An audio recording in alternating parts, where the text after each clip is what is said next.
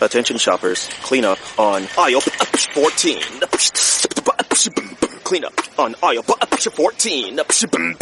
Someone dropped a jar of pickles. Pickles. Kosher pickles. Beatboxing at a big box store. Surprising. What's not surprising? How much you could save by switching to Geico. A red minivan has the lights on in the parking lot. Geico. 15 minutes could save you 15% or more. Geico. That's right. Scarface, guess who's back? I think that was the immediate play for Golic and Wingo on this Thursday morning. Glad you're with us on ESPN Radio and ESPN2. Mike, you knew that, right? Without question. Right, it's on your playlist. Right. Come on. We are presented by Progressive Insurance. All phone guests join us on the Shell Pennzoil Performance Line. Paul Finebaum of the SEC Network and the Paul Finebaum Show will join us a little bit later to talk about his umbrage that he's taking with UCF celebrating their undefeated national championship season. He thinks they're going a little too far. Oh, come on. Let it. It's like that line, let them have their fun. Yeah, he's just wondering if it's taking away. Well, we'll talk to him about if it's taking away from what the national championship week that's going on. Personally, I don't, but listen, everybody's allowed to have their opinion. They are. And that's why Paul's coming on. Okay, you know what? I will say Paul is right if there's a huge dip in the numbers. Right. You know, I don't think that's going to be the case. It won't be the highest rated, but I don't think it'll be the lowest rated either. We will see. So he'll be joining us in just a few minutes, but first let's get to what's trending. This is important. I love the fact that you put that on there because it just sounds like it's a perfect little game show cue from the 70s. Really good. Gene Rayburn should be doing that, right? I do like that with a the lot. long stick mic. How about this? Grambling State's Shaquilla Hill gets the rare quadruple double. Shaquilla Hill. Yeah. Hill's assist in the closing seconds of Grambling State's win over Alabama State gave the junior guard the fourth quadruple double in NCAA women's basketball history. 15 points, 10 assists, 10 rebounds, 10 steals. Impressive. I mean, that is just amazing. What a night. Talk about in the zone. That is really a great night. So congrats to her and obviously to Grambling State. I mean, I didn't even say here. I imagine Grambling State won the game. Yeah. I'm guessing they did, but I'm not. I guess I shouldn't congratulate them before knowing they won the game. But we'll congratulate her. For what she did. By the way, first quadruple double since January 27th of 1993. So it had been a little while. Longer drought than the Bills' playoff drought. That's how long we're talking about. All right, we move on. This is important. That's going to get really old after today. I mean, it's great today, but people will be like, no, stop that now. Bill Belichick. Oh, boy. Now we got the bomb genesis, the bomb cyclone, or winter storm Brady, as it's called, ravaging everywhere from Florida up to the Northeast, over a foot of snow in the Boston area, winds, high surf on places like Long Island, Nantucket, really, really bad. Bill Belichick reminding Patriots players, don't be late because of the snow. Do not. He doesn't play. Bill does not play this. No excuses at all. You go back, well documented over the years. In 2009, he sent 4 players home when they didn't make it to the facility on time. They have a 10:35, at least that's what's scheduled right now, 10:35 practice today. It's a couple hours earlier than normal because of the storm. Now, I don't know if that has changed at all because of the storm even more. But the bottom line is be there, and players know it. As Devin McCourty has said, he remembers hearing the news, his safety, remembers hearing the news while watching SportsCenter that about players being sent home. He relayed that Belichick has already addressed the players about being on time. He's mentioned he doesn't care. Don't call and don't say your car got stuck. McCourty says, I think everyone knows there are 2 hotels up there at Patriot Place, so stay the night if you have to. Find a way. I mean, it doesn't matter who it is. You will get sent home. In fact, you shouldn't even go. If you're going to be late, you don't even go and don't even try with an excuse because he's not playing at all. That is amazing. Well, one of the great stories there was one of their offseason acquisitions in the 2007 season was Adalys Thomas, the linebacker who came over to the Patriots from the Ravens, and he was one of those players that was sent home. Adalys called his 3 years in New England a roller coaster, and the low point was him being a healthy scratch for a game against Tennessee because he showed up late for an early December morning meeting in snowy and icy conditions. He called the situation mind-boggling. Look, Bill doesn't care. There's no mind-boggling about it. And I tell McCourty again, tell guys, wake up early, especially if you don't have a garage. Wake up, Go clean your car, get up early, whatever you have to do to get there on time. Because Bill will not boggle your mind. No, he will not. His mind cannot be boggled. No. And we finish up. This is trending. That was another one, the last ridiculous. one. You ever wonder what Junior does when he leaves the show, your son? Yeah. You should be so proud right now. Yeah, on his show, First and Last, before he comes on with us, he said he wanted to become part of the Bills Mafia, that great tailgating crew and the Bills they fans. Go nuts. And how crazy they are. Not only, jumping on and breaking tables that are lit on fire and they get lit on fire, but the whole ketchup and mustard all over your body thing. So while he didn't go off a table, or a fiery table and break that, it is like freezing cold here. We put up a picture on Golick and Wingo. He's outside with Jerry, who does all the great bits for us as well. Jerry has a jacket on, but it's unzipped all the way, and you almost don't want to see it. Mike has no shirt on. They basically have no shirts on, or Mike has no shirt on. It's freezing outside. And ketchup and mustard all over him because, he wanted to become part of the Bills Mafia, and Bills fans were calling into a show and saying, hey, this is what you have to do to become part of that. And someone also, and on the good side of it, someone also said, and you have to make a donation as well. And he did that. Mike is good friends with their center, Eric Wood. And so he made a donation to the Eric Wood Fund, which helps out the Children's Hospital of Buffalo Foundation. So he made a donation there to try and help his cause to become part of the Bills Mafia, and had ketchup and mustard all over him outside in the freezing cold with no shirt on. And then came in. Oh, and the smell was to horrific. Talk about it, and the smell was horrific. So we sent him out of here. Yeah. By the way, he's got issues. We all do. One last thing about the Belichick story. There's a comedian named Jimmy Dunn who tweeted this out yesterday. Talking about the snowstorm in Boston, how they're preparing. The mayor says schools are closed. The governor says stay off the roads. Bill Belichick, leave early for practice. Yeah, how about it? That's tremendous. You best be there on time. At Jimmy Dunn Comedy put that one out there. Very, very well done. Okay, you know who's going to have a really good time on Monday? Our next guest, Paul Finebaum. Paul Finebaum, show on the SEC Network, joins us here on Golick and Wingo. Paul, we're excited about the SEC Championship game, Part 2. The sequel in Atlanta between Alabama and Georgia. You are not excited about how far UCF is carrying their campaign as national champions and the undefeated national champions of the 2017 college football season. Well, Happy New Year, and wait in, Paul. Let's go. Thanks for having the Grinch that stole the national championship on. Listen, I am enjoying it like everyone else, perhaps not to the ecstasy of Stu Gatz and Dan Lebitard. That's borderline erotic. But where I sit, it's a nice little story, but give them credit. On our show, on many other shows, we spent more time on UCF this week than the SEC championship game Monday night. So for that, they have hijacked the CFP, and good for them. I have done a lot of reacting to fans and columnists, and I think that's where some of my vitriol has come. I did cringe last night when we had a columnist on from Orlando who seriously called Monday night the consolation game. That's fine. Listen, celebrate the win. You beat Auburn, but for Stu Gatz to come on here and try to rationalize the fact that beating Auburn, which beat the two teams playing for the national championship, somehow equals a national championship. I took logic in college. That syllogism don't work here. I'm really sorry, Stu Gatz. Try again. Yeah, listen, I completely agree with you there. No doubt about it. But so let's look at some real things that maybe you could take away. First, on the negative side of this, because I let them all have their fun. It's a fun thing, do their thing. Coaches get paid out of it, and those that think players should be paid are saying, really? Now coaches are getting a bonus for something they actually really didn't do, and players still don't get anything for those in that camp. That's fine.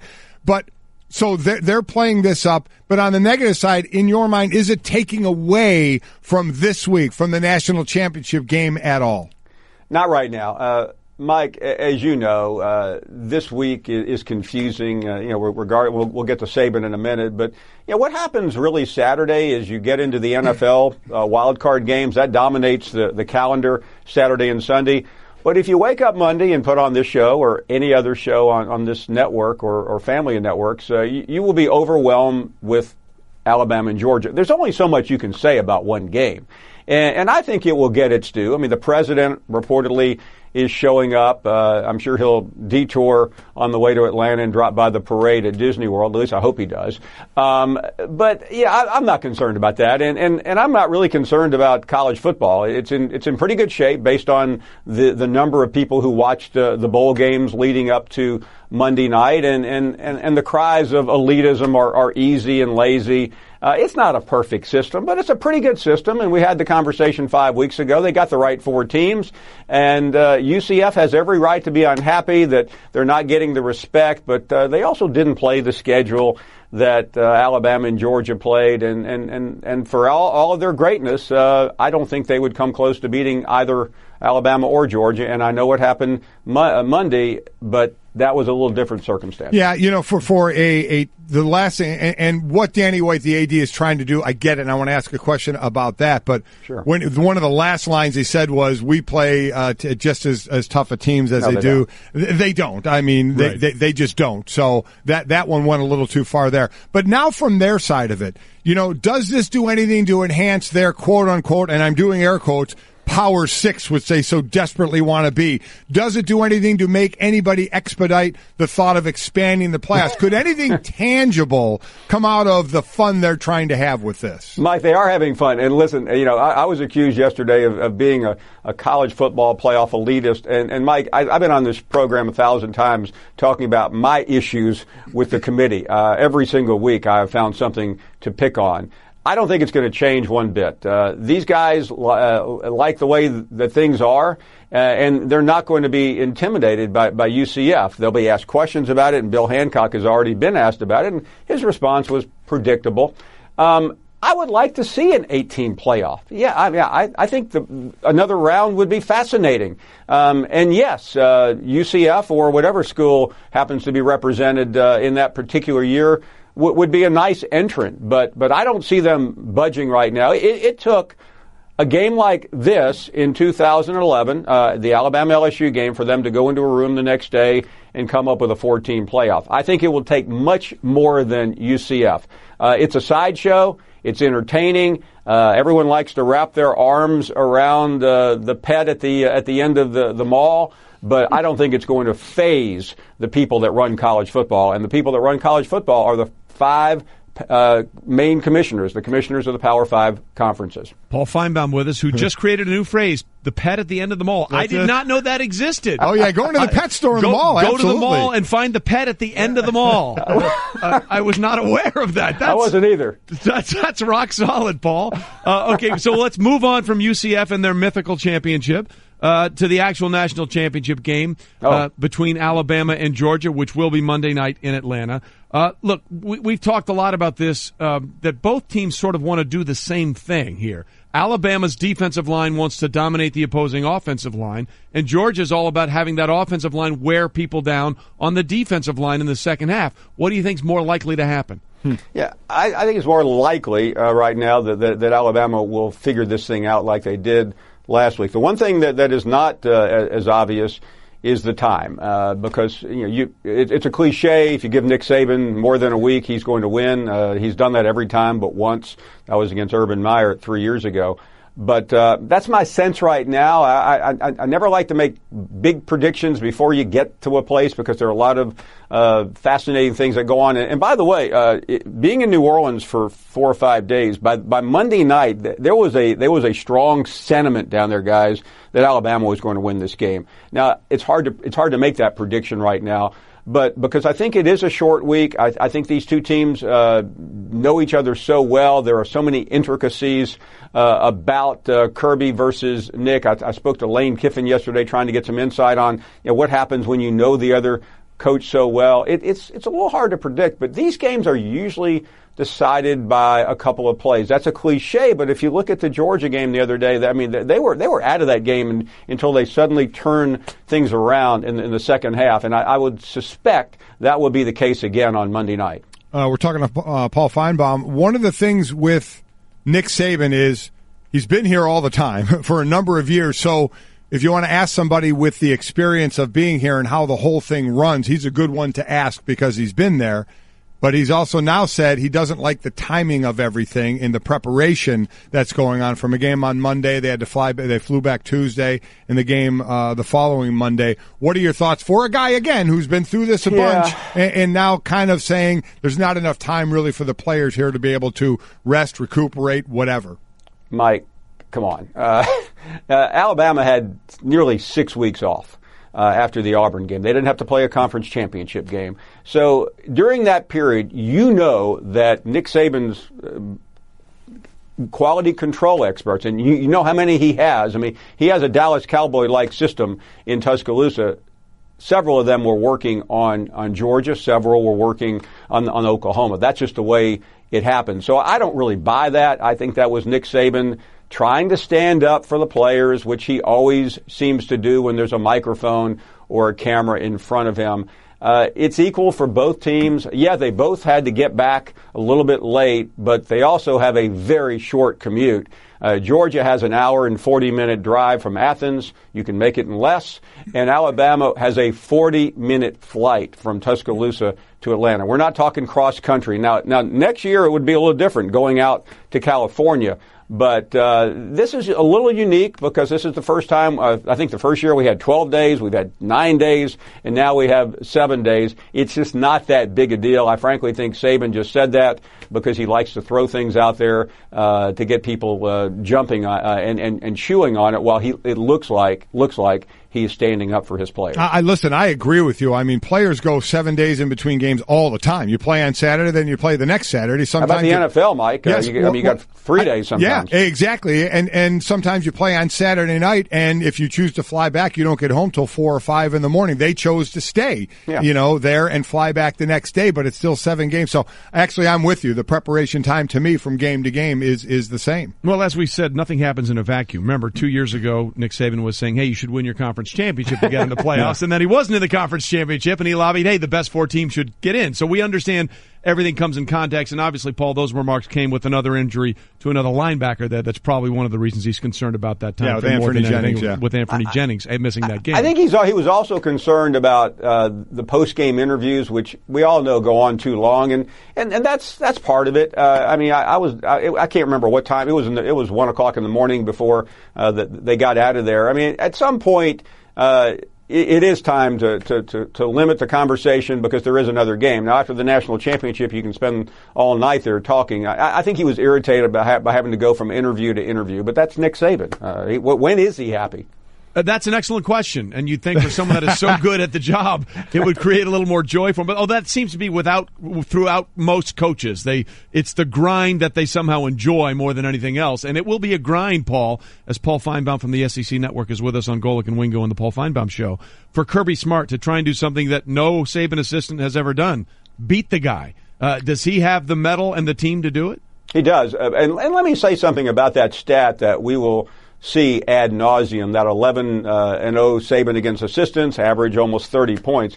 Of that, only one time during those 11 games was it a fair fight, and that was Jimbo Fisher in Florida State on the first weekend of this season. That's the only time that he was facing a team that was equal to his. Now, I know Florida State tanked, and nobody wants to remember that. But that was a 1-3 game. This is the best team that Nick Saban has faced against a former assistant. Most of them have been laughers. 3 against lousy Tennessee teams, against very average Florida teams. It's just not really a legitimate number when you think about it. But I mean, this is real. This is a very real team he is facing, and I think.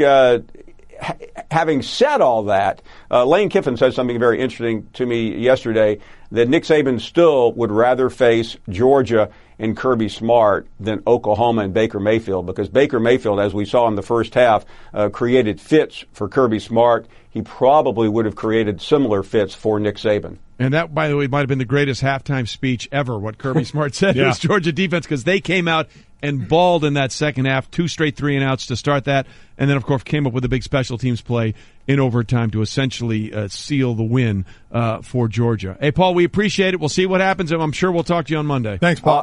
I'll see you Sunday at the Disney parade. You got it. We'll be there. We'll be there. Thank you, guys. Finebaum. He's going to go to the Disney parade after he goes to the pet shop at the end of the mall. Yeah, there you go. To pet the pet. Oh, my gosh. That's a bit. But, this game, and we're obviously going to have to break this game down some tomorrow along with the wild card games, but I look at don't expect a 54-48 game. No. That's for sure. This truly is going to be a line of scrimmage game where both sides of the ball from both D lines and both offensive lines and where they want to control it and how they want to run the ball. And man, the way Alabama's defense played, I'm their favorite in this game. I think 4.5. I'm picking them at this point. I don't know what's going to make me change at this point, just because of that defense. Even though Georgia, man, they have two excellent running backs. And that to me is the key. They're not just going to be able to line up and say, hey, basically we're running the ball, stop us, because Alabama will stop them. Jake Fromm, the true freshman, he's going to have to show something over the top a little bit to back off that defense to try and open up the lanes to the running attack. And listen, can he do it? We'll see. I think the kid's got a lot of poise for a quarterback, let alone a true freshman quarterback. It's going to make it very exciting. We talk all about the Jake Fromms and the running backs and everything else and Calvin Ridley. Let's be honest. At the end of the day, this game's going to be like every other football game. Is one wall of men going to dominate the other? Can the Georgia offensive line wear down Bama's defensive line, or is Bama's defensive line and their front seven going to push through like they did and just choke the life out of that Clemson offense? Hey, don't forget, we will be in Atlanta. Yes, we will. Our show will be at Gate 2 at the Mercedes-Benz Stadium Monday morning in Atlanta from 6 to 10. We will be bundled appropriately. For more information, go to our Twitter handle at Golic and Wingo and look at the tweet we have pinned. There you go. Coming up earlier in our Try-Trey segment, we asked a handful of conversation starters like, are you a morning person or night owl? Totally a night owl. This is not going well for me. We'll have more next. Golic and Wingo, ESPN Radio, ESPN2. Working our way through the final hour here on Golic and Wingo. Glad you're with us on ESPN Radio and ESPN2, presented by Progressive Insurance. We've been talking, obviously, with the national championship game coming up, with Alabama and Georgia, a lot of college ball, with UCF, what they did. Did you see this note about LSU's defensive coordinator, Dave Aranda? I have not. This is amazing. We keep talking about the coaches getting paid and what the head coaches make, and now the assistant coaches, the salaries that go up. Dave Aranda, now this has been a defensive coordinator that Texas A&M was trying to hire for Jimbo Fisher's staff as well. So leverage is everything. Yep. Aranda just completed his second season at LSU, earning $1.8 million. Really good salary. Year, but it went up. Oh. He had just signed a 4-year contract that's going to now pay him $2.5 million a year as a coordinator. That's not a head coach. That's the defensive coordinator for LSU. By the way, Ed Orgeron, the head coach at LSU, he makes $3.5 million. So the D coordinator is making $1 million less. He's the first assistant coach, and this is really, there's always got to be a first, so there will be more to follow. He's the first assistant coach in major college football to reach $2 million in annual salary. So $2.5 million per year for Dave Aranda, the defensive coordinator for LSU. Well, let me just say, wow. I'm all for anybody making as much money as possible. Woo. But again, to your point that you brought up, can't pay the players, but we can pay this guy $2.5 million. I don't bring that up. A lot of other people bring that up and saying, where's the money for the players when you're paying, these coaches and now assistant coaches? All that it's a lot of money. It's a lot of money. It's a lot of cash. First one over $2 million, so you know what that means? Yeah. He's the first, so it won't be the last. That is correct. Yeah. And then somebody else, that'll be the next measure. Yep. Although I will say, to Aranda's credit, boy, you look at all the LSU defensive players that have been drafted over the last few years. Yeah. It is they turn them out. They really need somebody to do that on the offensive side, because they've had their issues on the offensive side. They just brought in Matt Canada. Matt Canada last year was with Pitt and goes down there as the O coordinator, and now they're talking about him being gone after just a year. He's got all the motions and stuff in his offense, and people thought he was going to be one of these next hot names to be a head coach somewhere, and I think someday he will be, but Aranda is the one who made out like big time in this one, $2.5 million per year. He's doing just fine. Yeah. He's doing just fine. As we continue on Golic and Wingo, all our phone guests join us via the Shell Pennzoil Performance Line. Okay, we did this a little earlier, and they want to do it again.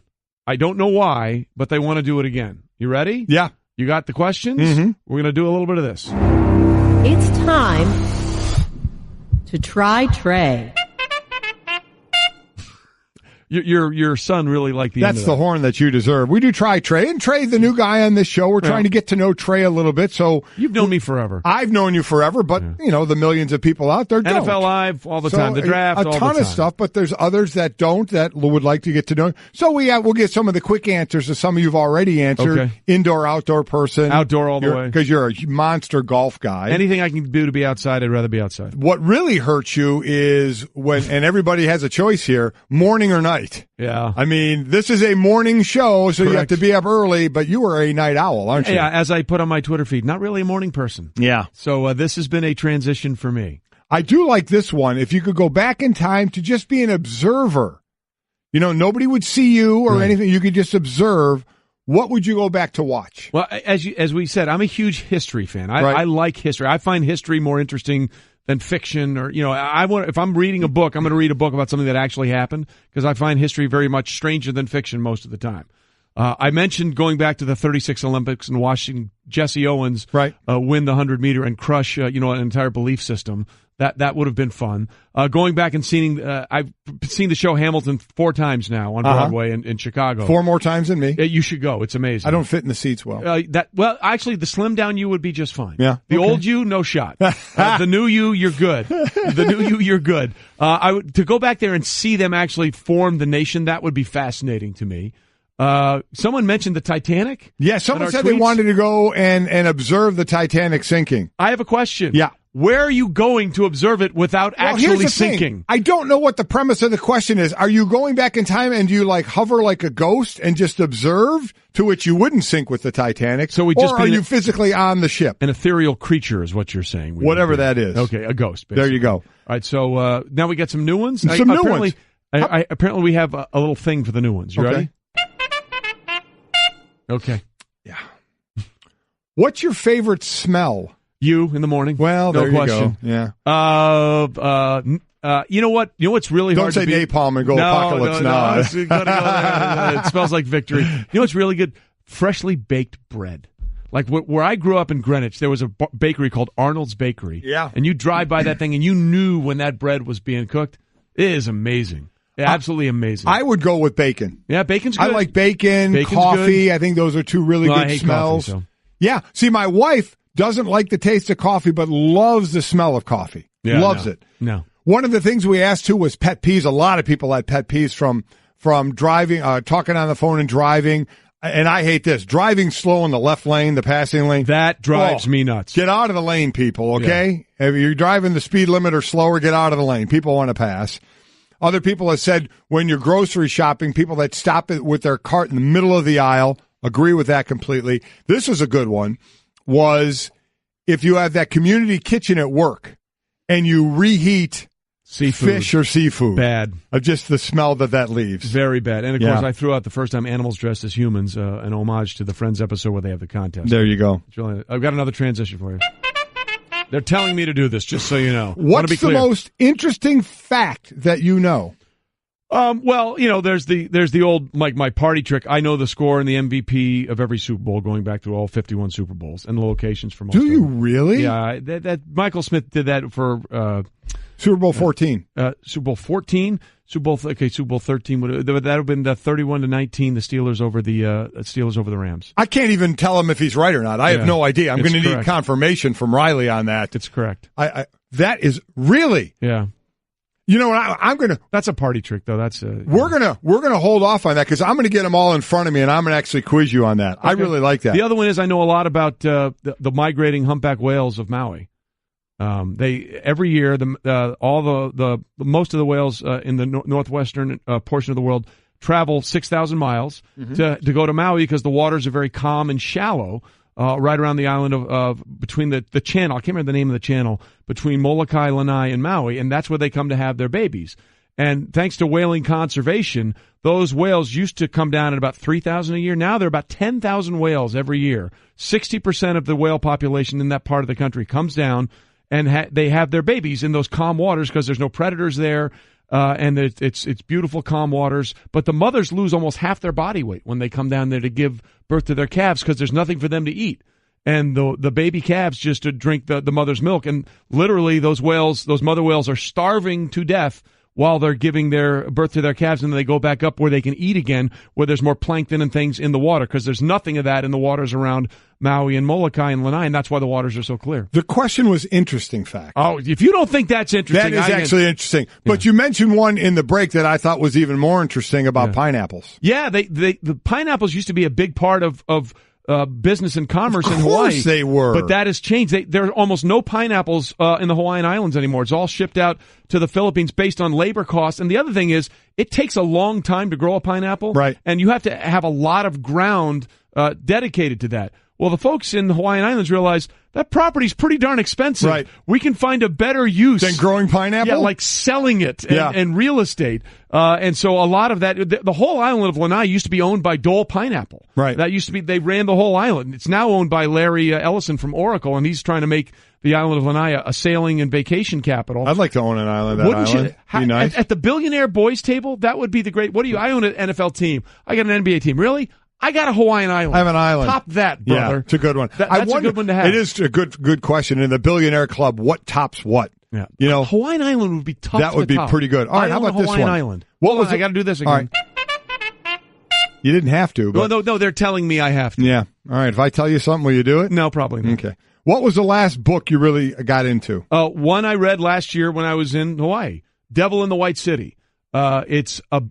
They're making it's the next, by the way, this is going to be the next Leo DiCaprio, Martin Scorsese movie. So really? Hopefully it'll be as good as the book. It's the premise is, it's the World's Fair in Chicago, how that transformed the city of Chicago into an international player, and how it changed the perception of the city. But at the same time, as all this was going on, and there was this rapid construction and building out for the World's Fair, a guy named H.H. Holmes moved in, and it turns out he is the most notorious serial killer in the history of the United States. Nobody knows how many people he actually killed, because he built a hotel which became just an execution chamber for all these different ways. The guy was ridiculously sick. But so at the same time, the city of Chicago was being built up and being presented on this national stage, and so many of the great inventors and forward thinkers of the 20th century got their start by seeing things at the Chicago World's Fair. One of them was Disney. Walt Disney himself was inspired by things he saw. His father brought him to the Chicago World's Fair, and those things transferred on. But this sort of dichotomy of building up the city of Chicago and these great inventions at the same time, the horribleness of what went on with this guy, H.H. Holmes. Devil in the White City, very good read. Ask me that same question now. What's your favorite book? We're back after this. Archie Golic and Comics. Wingo. Golic and Wingo reminding you to check out Stephen A. Smith Show, hear what he's fired up about. Weekdays from 1 to 3 p.m. Eastern on ESPN Radio, the ESPN app, Sirius XM, and TuneIn Radio, and catch up with the Stephen A. Smith Show podcast on demand on the ESPN app and TuneIn. Nena, 99 Balloons. Nicely. Oh, is that the remake? That's the remake. That's the remake. I think it is, yeah. Nena was the original German band that came out in 83, I think. They did two versions, one in German and one in English. Not that you needed to know that. No, it's just stuff again, that's in my head. off the questions of Try Trey, you have interesting facts that maybe not a lot of people know. Yeah. And one of the things we've learned from that is you said your great party trick is what? Well, I used to be able to burp the alphabet. No, not that. Oh, which the one? Super Bowl. Oh, the Super Bowls. Yeah. Do all the Super Bowls. That you know every score at every Super Bowl and the MVP. Yeah. I have them in front of me, and I can verify, for those that are listening and not watching, Trey does not have it in front of him. He has nothing in front of him. Closing my eyes if you're watching me okay. on TV. Super Bowl 25. Oh, that's easy. 20-19. Giants over the Bills. By the way, Otis Anderson was the MVP. Thurman Thomas was the best player on the field in that game. It's not even close. But Otis Anderson won, so he got the MVP. Super Bowl 7. Super Bowl. Oh, really? Cowboys 24, Dolphins 3. Still the fewest points ever allowed in a Super Bowl. 3 points by the Dallas Cowboys.